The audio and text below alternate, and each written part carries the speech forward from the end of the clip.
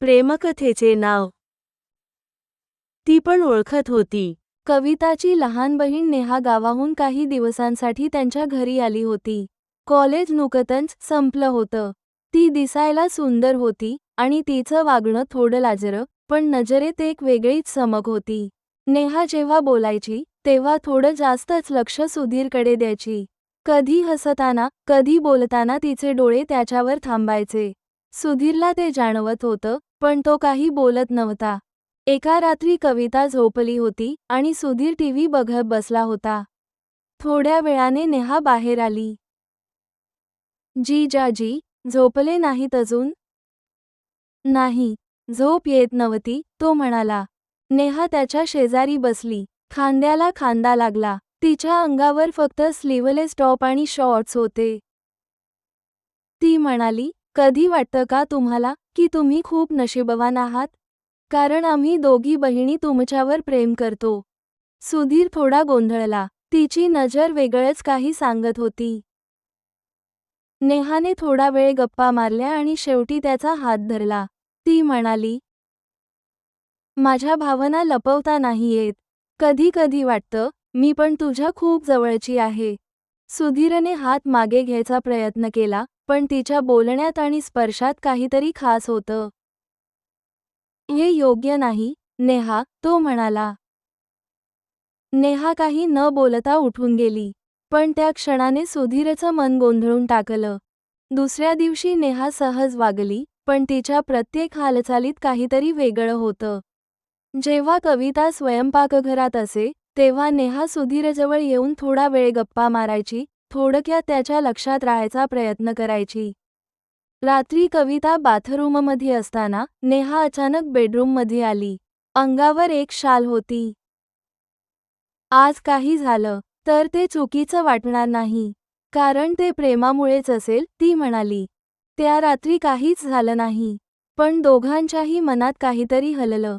नेहा त्याच्या शेजारी बसून म्हणाली, फक्त तुझ्या जवळ बसून राहिलं तरी मी पूर्ण वाटते. सुधीरने तिच्या कपाळावर हलकं चुंबन घेतलं. काही गोष्टी मनात राहू द्या, नेहा. त्या आठवणीत सुंदर वाटतात. ती मान हलवत शांत झाली. दोघं वेगवेगळ्या खोल्यांमध्ये झोपले, पण त्या दोघांचं मन एका विचारात अडकलं होतं. कारण ती पण ओळखत होती. त्या रात्री सुधीर खूप विचार करत होता. कविता झोपलेली होती. नेहा आपल्या खोलीत होती, पण त्याचं मन तिच्याभोवती फिरत होतं. तेवढ्यात दरवाज्यावर हलकं टकटक झालं. जीजाजी, नेहाचा आवाज होता. सुधीरने दरवाजा उघडला. नेहा अगदी हलक्या कपड्यांत होती, अंगावर फक्त एक नाजूक नाईटी, केस मोकळे. ती थोडीशी लाजलेली पण निर्धाराने त्याच्यासमोर उभी होती. झोप येत नव्हती, एकटी वाटत होती, ती म्हणाली. नेहा हळूच खोलीत आली आणि त्याच्या शेजारी बसली. तिचा हात त्याच्या हातात घेतला आणि म्हणाली, कधी वाटतं, की फक्त तुझ्या जवळ बसावं, तुला स्पर्श करावा, इतकंच.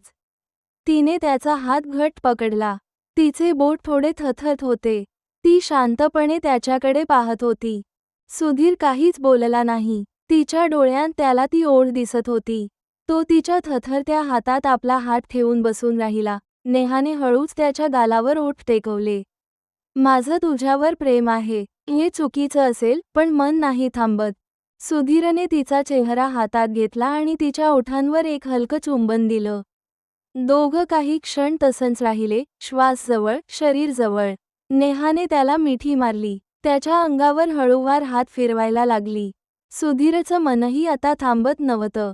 नेहा हलक्याच आवाजात म्हणाली, आज तू थांबवलंस तर मी थांबेन.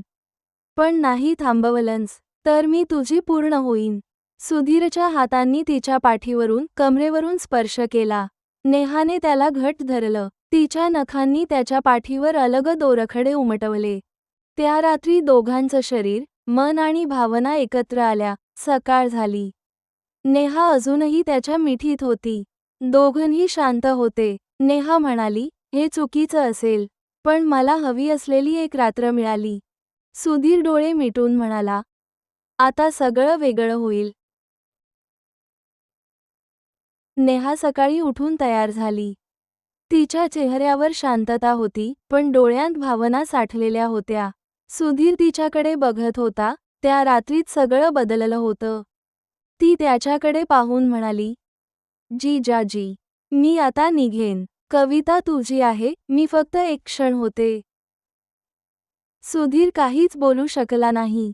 फक्त तिचं हात धरून म्हणाला, तू कायम लक्षात राहशील. कारण तू फक्त शरीराने नाही, मनानेही जवळ आलीस. नेहा निघून गेल्यावर कविता थोडी काळजीत पडली. ती म्हणाली, नेहा काही बोलली नाही, पण तिच्या चेहऱ्यावर काहीतरी वेगळं होतं. तुम्ही काही बोललात का? सुधीरने तिच्याकडे पाहिलं आणि उत्तर दिलं, कधी कधी काही भावना शब्दांमधून सांगता येत नाहीत, कविता. पण त्या फक्त क्षणापुरत्या असतात. कवितेने त्याचा हात हातात घेतला आणि म्हणाली, तू माझा आहेस. हे मला पुरेसं आहे. काही महिने उलटले. आयुष्य पुन्हा सुरळीत झालं. सुधीर आणि कविता एकत्र होते, पण त्याच्या मनात एक कोपरा होता, जिथे नेहा होती. ती रात्र, तो स्पर्श, ती ओळ. कधी नव्हता बोलला कुणाशी, पण मनात एक हलकसं स्मित येत असे. कारण ती पण ओळखत होती, की हे नातं फक्त शरीराचं नव्हतं, ते एक क्षणाचं प्रेम होतं, जे आयुष्यभर लक्षात राहील.